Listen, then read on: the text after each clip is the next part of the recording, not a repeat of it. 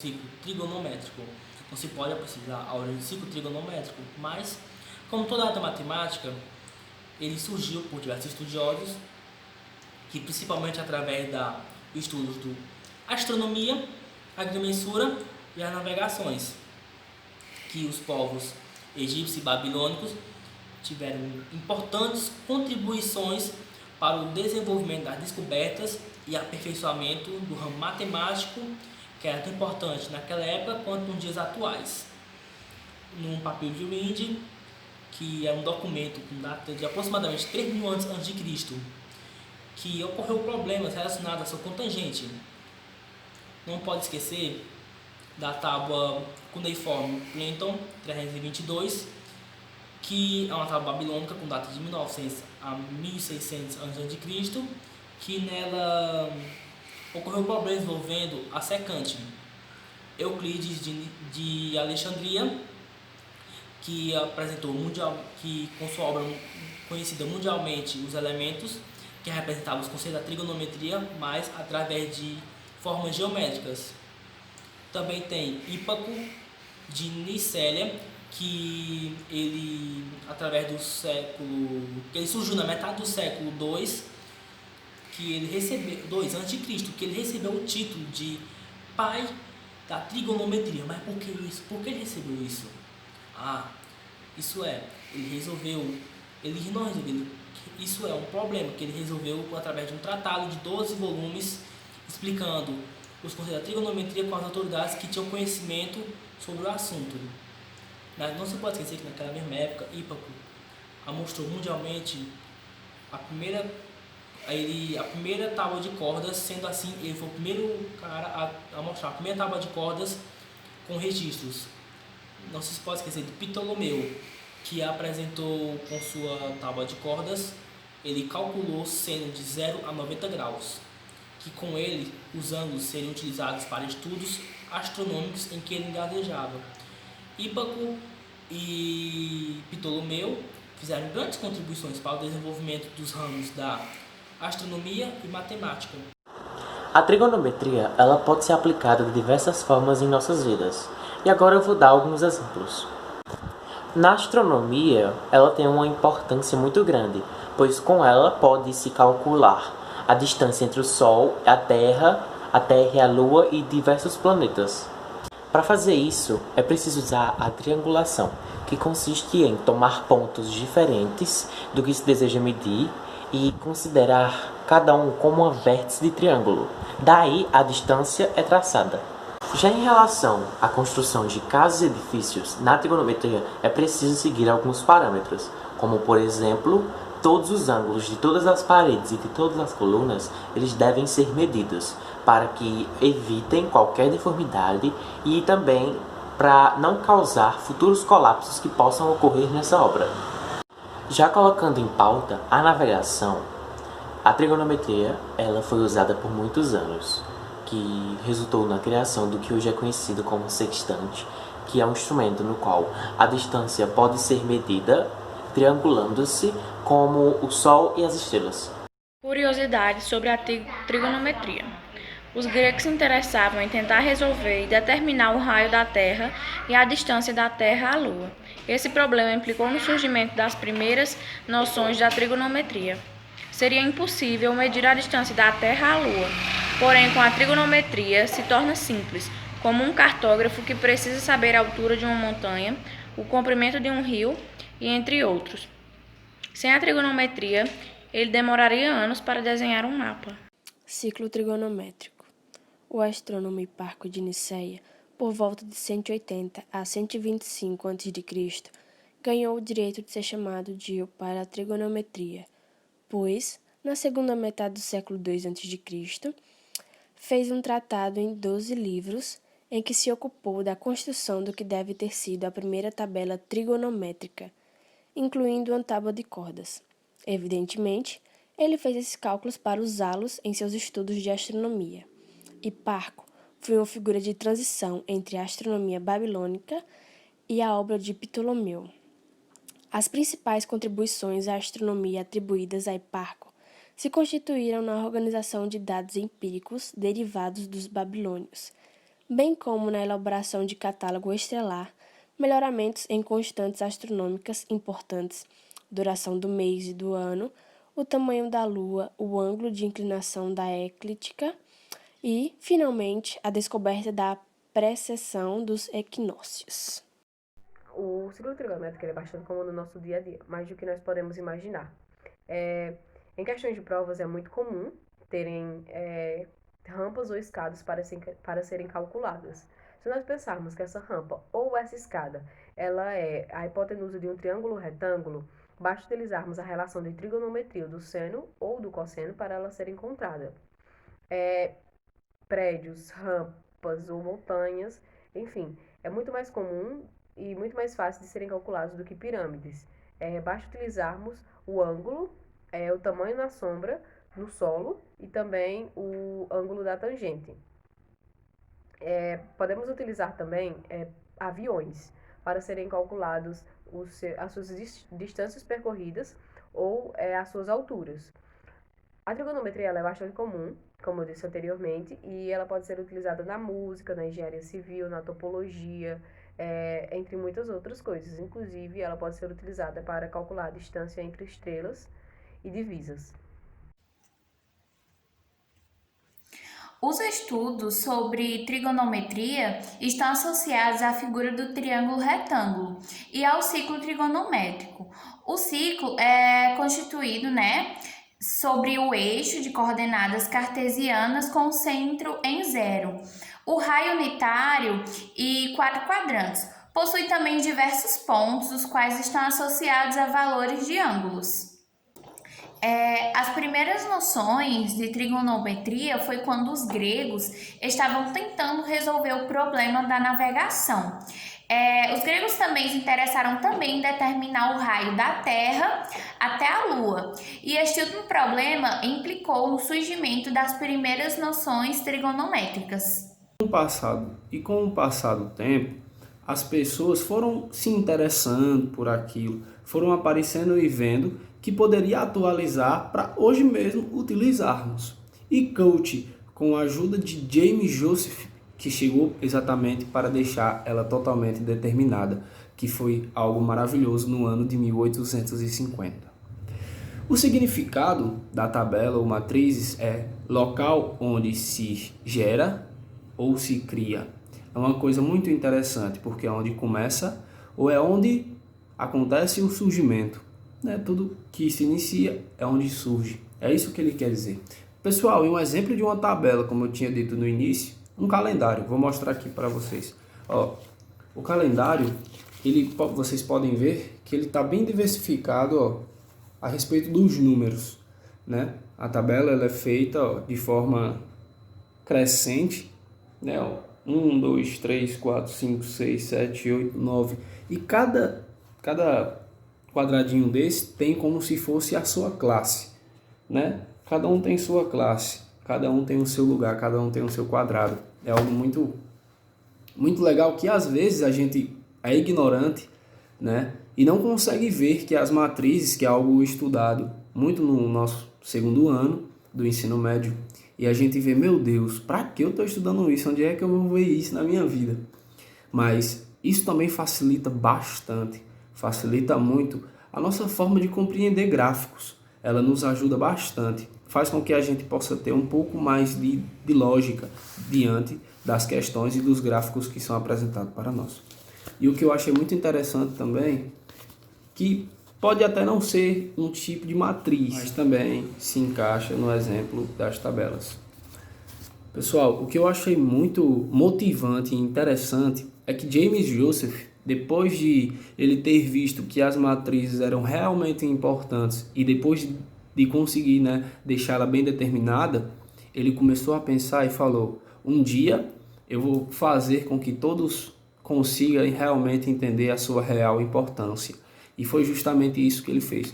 Não que ele seja o criador do calendário, não. Mas que ele foi realmente uma pessoa muito importante para a criação indígena. Você acordar e não saber em que dia você está. Então, o calendário, o calendário é um exemplo disso, das matrizes né, a importância das matrizes. Ela faz com que o calendário se torne organizado, como se cada um tivesse o seu conjunto, cada um tivesse o seu lugar, cada um tem o seu quadrado. Então as matrizes nos deixam muito claro isso, que a sua real e verdadeira importância está no nosso dia a dia e muitas vezes a gente não consegue entender, ou a gente não consegue perceber. Mas Pablo, e realmente em relação aos estudos? Um exemplo, eu estou fazendo o segundo ano do ensino médio. Estamos estudando as matrizes, o seu real, né, e verdadeiro sentido.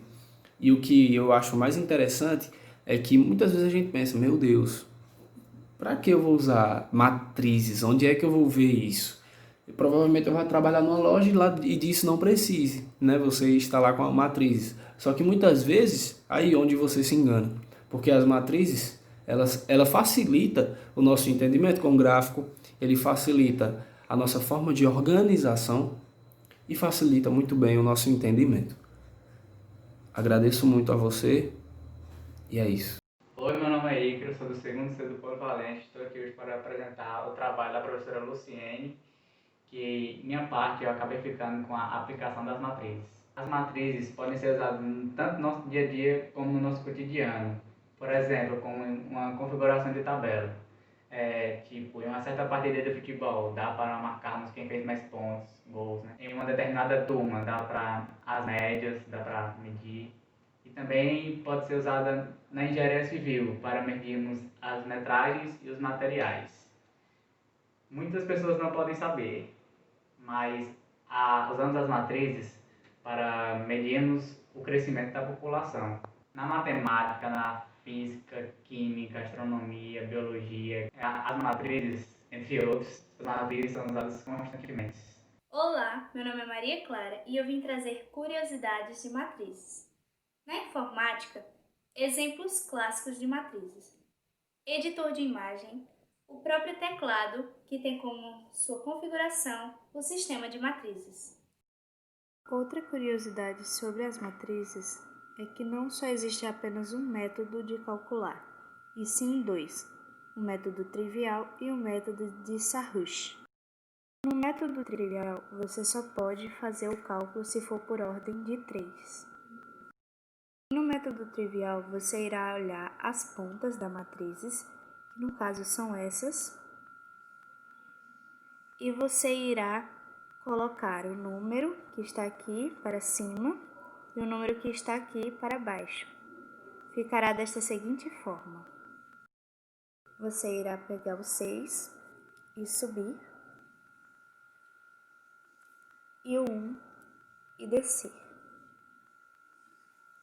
Da mesma forma, você irá fazer com essas duas: o 5 subir e o 0 descer.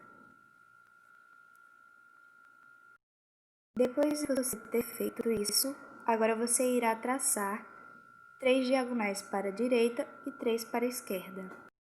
Você irá traçar desta seguinte maneira: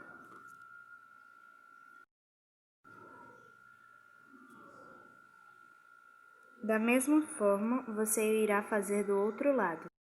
Depois de você ter feito isso, agora você vai multiplicar cada um. Então, iremos calcular 6 vezes 2 vezes 4, que dá 48. Iremos calcular essa outra diagonal. 1 vezes 1 vezes 5, que dá 5. E iremos calcular essa outra diagonal, a terceira. 3 vezes 2 vezes 0, que é igual a 0. Da mesma forma, você fará com as outras diagonais do lado esquerdo. Então, você irá calcular 5 vezes 2 vezes 3, que é igual a 30. E você irá calcular 0 vezes 1 vezes 6, que é igual a 0. E 4 vezes 2 vezes 1, que é igual a 8.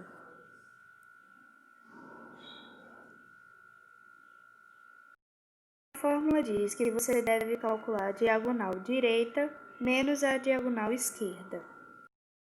Você pegará todos os números que estão na diagonal direita e todos os números que estão na diagonal esquerda.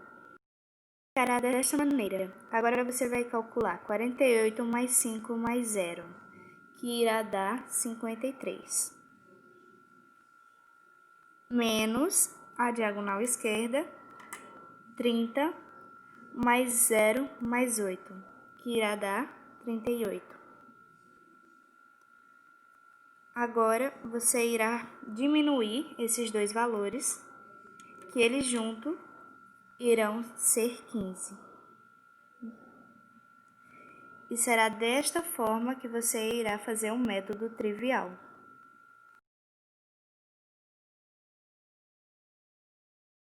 Olá!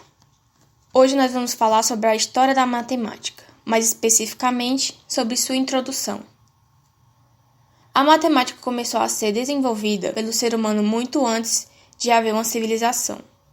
Isso porque o ser humano sempre possuiu habilidades naturais para pensar noções quantitativas, como, por exemplo, de muito, pouco, grande, pequeno, lento e rápido.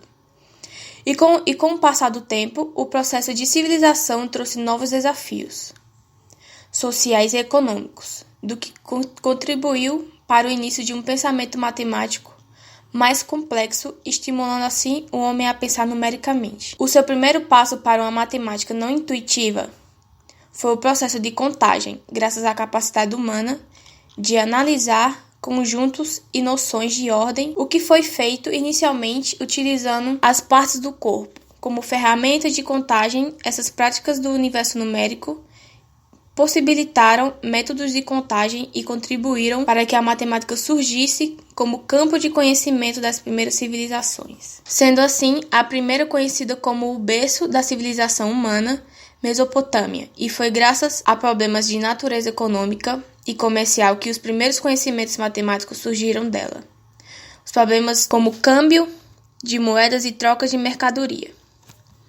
E além disso, assim como na Mesopotâmia, as necessidades práticas também foram estimulando para o desenvolvimento da matemática em outra civilização oriental, o Egito.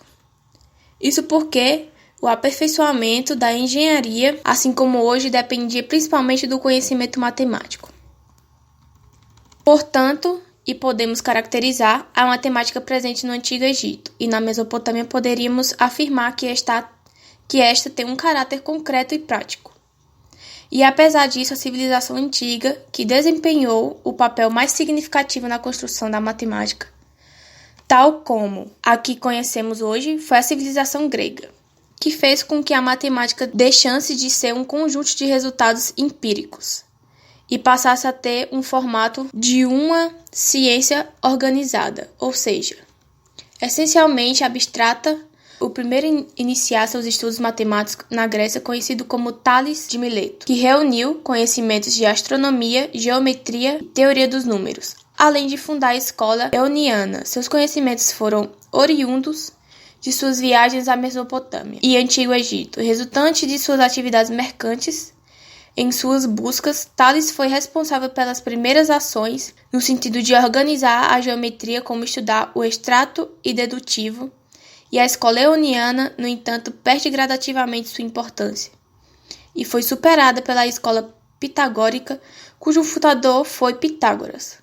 Sua escola dava destaque a 4 campos do saber: aritmética, música, geometria e astronomia.